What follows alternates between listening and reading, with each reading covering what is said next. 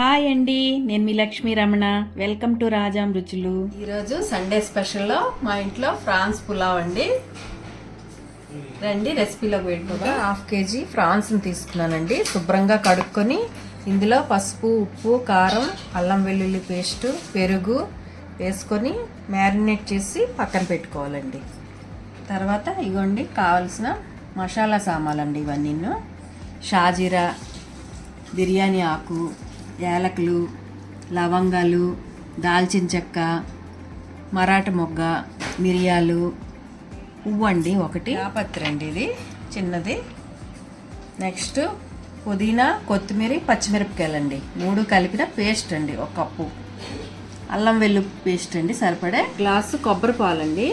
ఇదే గ్లాస్తో నేను 2 గ్లాసుల రైస్ని కూడా తీసుకున్నానండి. కడిగి పక్కన పెట్టుకున్నానండి రైస్ని. ఇగోండి సరిపడా ఉల్లిపాయలు, పచ్చిమిరపకాయలు, 1 టమాటా, చిన్న టమాటా పండు అండి, కొత్తిమీర, పుదీనా. ఇవేనండి కావాల్సిన పదార్థాలు. రండి ప్రాసెస్లోకి వెళ్ళిపోదాం.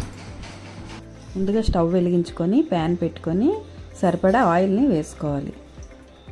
ఆయిల్ హీట్ అయ్యాక బిర్యానీకి కావాల్సిన మసాలా సామాన్లన్నీ ఇందులో వేసుకోవాలి. వేసుకొని కొంచెం వేపుకోవాలి.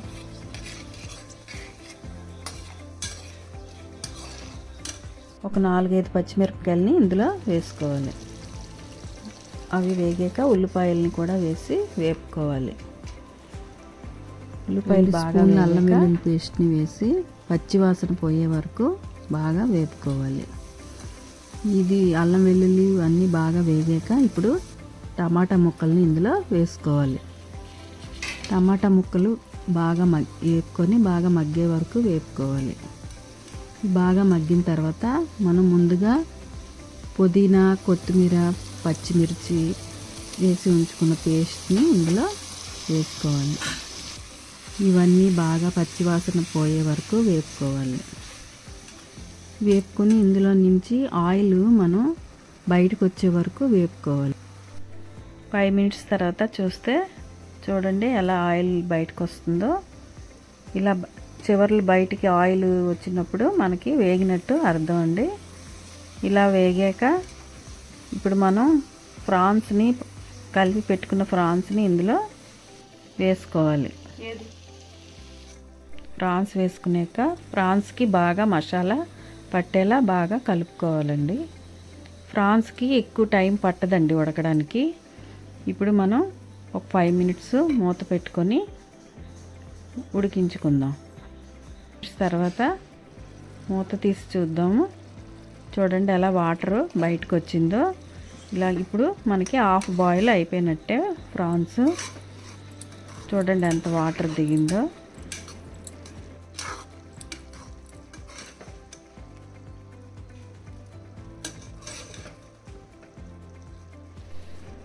కడిగి ఉంచుకున్న బియ్యాన్ని ఇందులో వేసుకోవాలండి.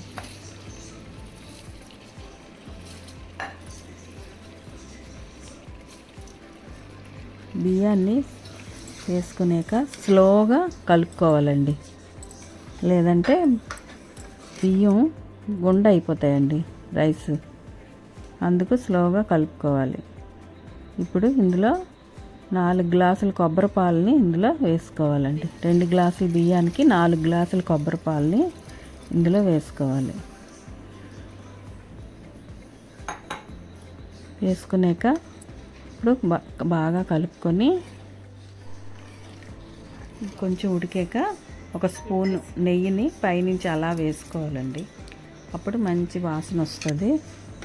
నెయ్యి వేసుకొని కలుపుకునేక మూత పెట్టుకోవాలండి. ఒక 10 to 15 మినిట్స్ స్లోలోని స్టవ్ స్లో చేసి మూత పెట్టి ఉంచుకోవాలండి. ఇదిగోండి చూడండి గుమ్మగుమ్మలాడే రొయ్యల పులావ్ రెడీ. ఈ పులావ్ అంటే మా ఇంట్లో అందరికీ చాలా ఇష్టం అండి. మా ఇంటికి వచ్చిన గెస్టులు కూడా అడిగి మరీ చేయించుకొని పులావ్ని తింటారండి. చాలా టేస్టీగా ఉంటుందండి. మీరు కూడా ట్రై చేసి తప్పకుండా ఎలా వచ్చిందో నాకు కామెంట్ చేయండి. ఈ రెసిపీ మీకు నచ్చినట్లయితే లైక్, షేర్ అండ్ సబ్స్క్రైబ్.